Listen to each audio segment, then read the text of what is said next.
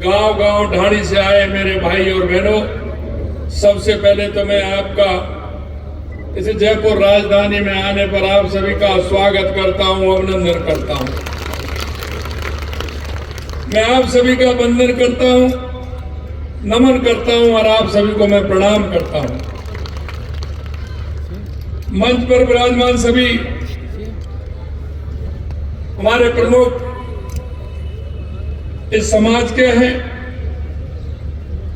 और वो सभी बड़ी निष्ठा के साथ काम में लगे हुए हैं, मैं उनका भी धन्यवाद करता हूं। आज मैं हजारों आंखों में जो आशा और संकल्प और आपका जो उत्साह देख रहा हूं, निश्चित रूप से आपके अंदर जो काम करने की इच्छा शक्ति है, उस इच्छा शक्ति को आपको बनाए रखना है। मैं निश्चित रूप से कह सकता हूं कि यह समुदाय अब जाग चुका है, उठ खड़ा हुआ है और अब कोई इनकी शक्ति को रोक नहीं सकता है।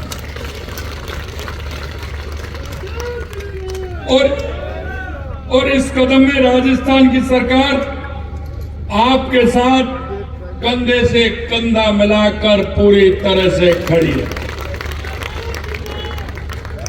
मित्रों, हम जानते हैं कि इस समाज का योगदान राष्ट्र की संस्कृति में कितना महत्वपूर्ण रहा है।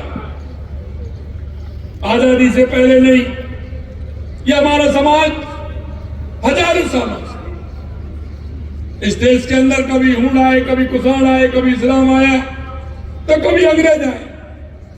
मैं धन्यवाद देना चाहता हूं इस समाज के उन पूर्वजों को कि उन्होंने सबसे लोहा लिया और सबसे लोहा लेते हुए हमारे इस भारत की संस्कृति को बनाए रखने का सबसे ज्यादा योगदान है हमारी इन समाजों का है।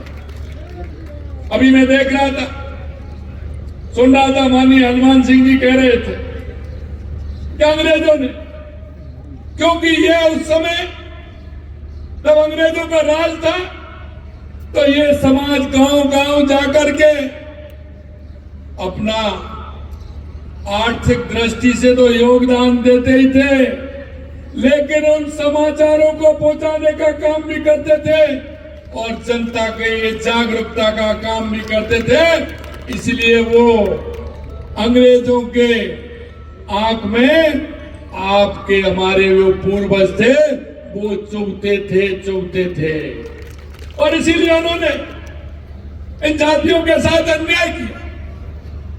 उनके मन में यह बात थी, क्योंकि उनकी तो राज था, उनको यह पता नहीं था कि ये सामान बेचने वाले, ये लोहा का काम करने वाले, ये हर जगह जाकर के अपने जो बिजनेस करते हैं, बैलगाड़ियों से जाते थे, ऊंटों से ले जाते थे, गधे घोड़ों पर सामान जाता था और ये अपनी देश की अर्थव्यवस्था में प्रमुख रूप से सहभागी बनते थे।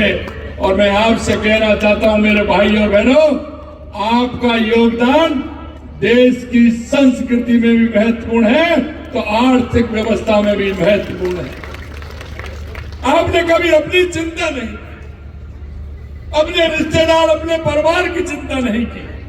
हमेशा आप इस राष्ट्र की उन्नति में लगे रहे, राष्ट्र की उन्नति के साथ साथ अपनी उन संस्कृति और विचार के साथ चले, आर्थिक रूप से समृद्धि का काम भी किया। मैं आपसे कहना चाहता हूं मेरे भाई और बहनों, आजादी के बाद जो स्थिति हुई वो आप सभी जानते हैं, लेकिन मैं आपको ये विश्वास दिलाना चाहता हूं, हमारे जो संगठन हैं, उन संगठनों के माध्यम से लगातार हमारी सरकार काम कर रही है और हमारे संगठन भी काम कर रहे हैं। और हमारा जो राष्ट्रीय स्वयंसेवक संघ है वो हमेशा हमारी संस्कृति, हमारी विचार और हमारे वो लोग जिन्होंने आजादी की लड़ाई में सबसे ज्यादा योगदान दिया, उनको साथ लेकर के चलते हैं। और इसलिए मैं आपसे कह सकता हूं कि लगातार हमारी सरकार आपके लिए काम कर रही है। आपने देखा पिछले बजट में जहां आवश्यकता थी घुमंतु अर्ध घुमंतुओं को पट्टे देने का काम हमारी सरकार ने किया। हमने शिक्षा के क्षेत्र में जहां आवश्यकता थी हॉस्टल बना करके स्कूल खोलने का काम किया। आपकी अर्थव्यवस्था ठीक रहे इसके लिए हमने लगातार काम कर रहे हैं। और अभी आपने देखा है जब हमारा बजट प्रस्तुत हुआ है हमने राजस्थान की 200 विधानसभाओं में एक चल स्कूल की स्थापना भी की है।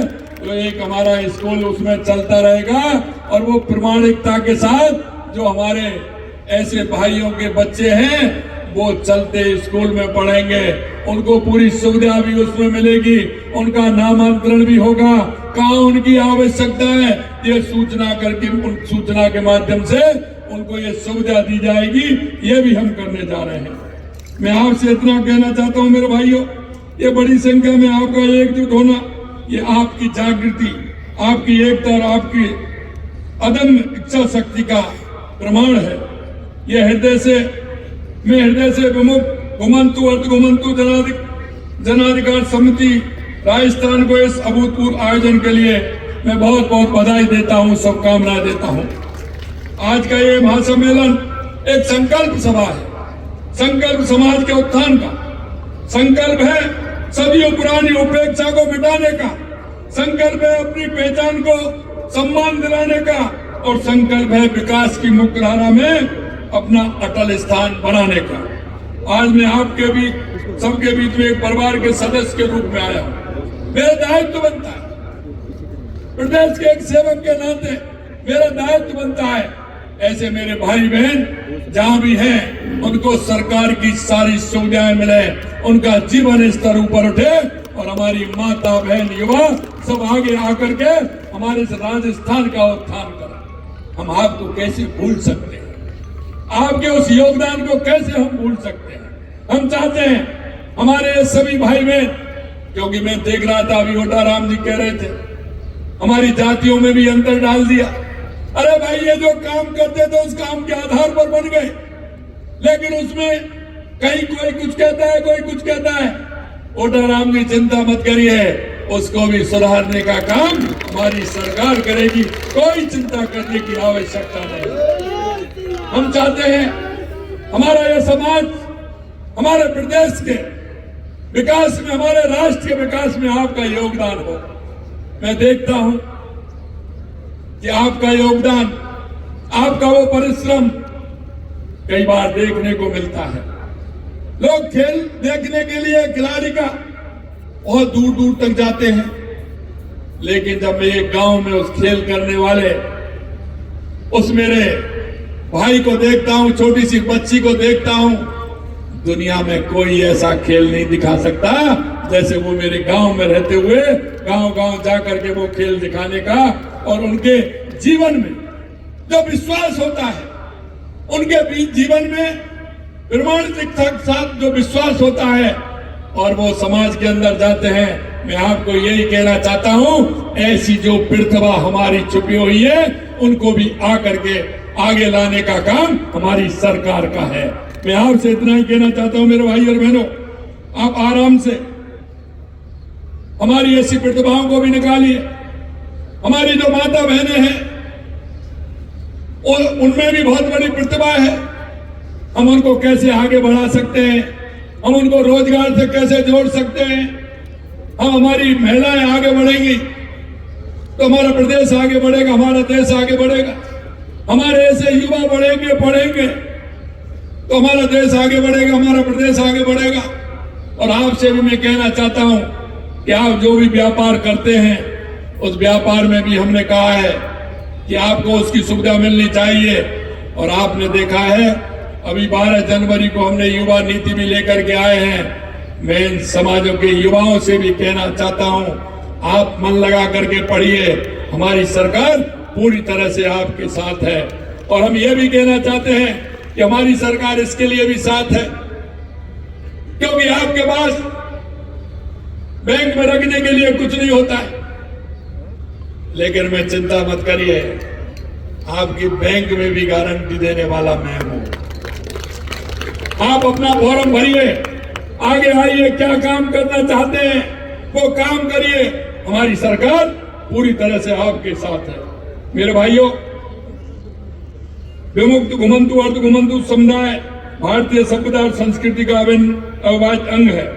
यह समुदाय भारत माता की उस गोद में पला पड़ा है जिसमें समस्त भारतीय संस्कृति ने जन्म लिया है। इस समुदाय इस धरती की मिट्टी से जुड़ा है। यह समुदाय त्याग और बलिदान की प्रतिमूर्ति है, जिसकी मिसाल विश्व में दुर्लभ है, जिसकी मिसाल कोई दे नहीं सकता। और मैं आपसे इतना ही कहना चाहता हूं, हमारी सरकार इस समुदाय के कल्याण के लिए, उत्थान के लिए प्रतिपूर्णतः संवेदनशील, गंभीर है। इस समुदाय के पास अनेक कौशल और पारंपरिक ज्ञान भी है। हम चाहते हैं आपके उस कौशल का उपयोग हमारी सरकार के अंदर भी हो। मैं इतना और कहना चाहता हूं मेरे भाइयों, बंजारा समुदाय का व्यापारिक कौशल उससे बढ़िया कोई नहीं कर सकता। और हमने देखा है कि जब हमारा ये समाज किसी बड़े गांव में जाता था तो वहीं अगर कोई गांव के लोग कहते हैं मुझे आवश्यकता है, तो बस कहीं ना कहीं उनका निशान होता था। उस पर जाते थे, आपको कितना चाहिए बस ये पूछते थे, और उस गांव की अर्थव्यवस्था में काम करते थे और वहीं से जमीन में से निकाल करके वहीं दे देते थे। और आज भी मैं कहना चाहता हूं, अगर किसी गांव में या कहीं भी अगर इस तरह का कोई पैसा आज भी मिलता है तो वो और किसी का नहीं है, वो बंजारा समाज का ही है। मित्रों, आपका बहुत बड़ा योगदान देश की अर्थव्यवस्था में रहा है और हम चाहते हैं कि आप आगे आए और देश की अर्थव्यवस्था में, क्योंकि जो हमारी नीति है ना, इसको हम भूल नहीं सकते। आज भी जब मैं देखता हूं, जब मैं देश के विभिन्न प्रदेशों में जाता हूं तो मेरे देवासी समाज के, बंजारा समाज के, अन्य कई समाजों के लोग मेरे को मिलते हैं, लेकिन वो अपनी जड़ों से जुड़े हुए हैं और उनके अंदर आज भी काम करने की तीव्रता उतनी है, वहां जाकर के भी काम करते हैं। मित्रों, मैं आप सभी को इतना ही कहना चाहता हूं कि हमारी सरकार पूर्ण रूप से आपके साथ है।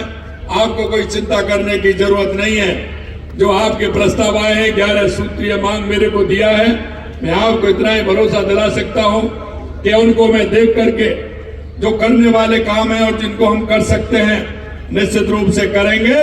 और हम कहना चाहते हैं कि इस समाज के लिए कोई भी काम ऐसा नहीं जो आपके मन में हो और उसको हम नहीं, हम पूर्ण रूप से आपके साथ हैं, करना चाहते हैं, सिर्फ आपका साथ चाहिए। यही मैं आप सभी से कहना चाहता हूं। आप सभी इतनी बड़ी संख्या में यहाँ आए हैं, पुणे में सभी को बहुत बहुत धन्यवाद देता हूं। आप सभी को बहुत बहुत धन्यवाद। जय हिंद, जय भारत।